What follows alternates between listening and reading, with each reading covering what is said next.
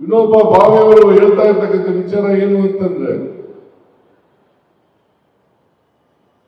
ಇಸ್ಲಾಂ ಅಂದರೆ ಶಾಂತಿ,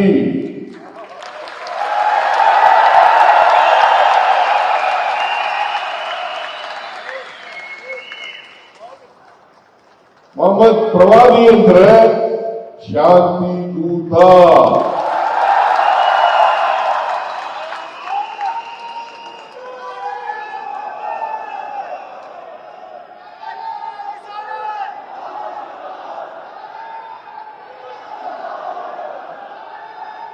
ಸಮಾಜದಲ್ಲಿ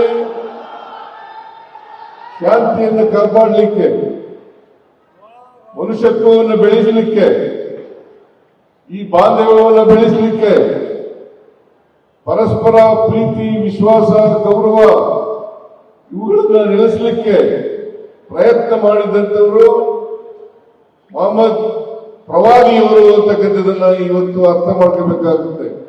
ಹೇಗೆ 12ನೇ ಶತಮಾನದಲ್ಲಿ ಬಸವಣ್ಣನವರು ಸಮಾಜದಲ್ಲಿ ಜಾತಿ ಹೋಗ್ಬೇಕು, ವರ್ಗ ಹೋಗ್ಬೇಕು, ಎಲ್ಲರೂ ಕೂಡ ಸಮಾನತೆಯಿಂದ ಬಾಳಬೇಕು, ಮನುಷ್ಯತ್ವದಿಂದ ಬಾಳಬೇಕು, ಸಮಾನತೆ ಬರಬೇಕು, ಸಮಾಜ ನಿರ್ಮಾಣ ಆಗಬೇಕು ಅಂತ ಹೇಳಿ ಪ್ರಯತ್ನವನ್ನು ಮಾಡಿದ್ರು.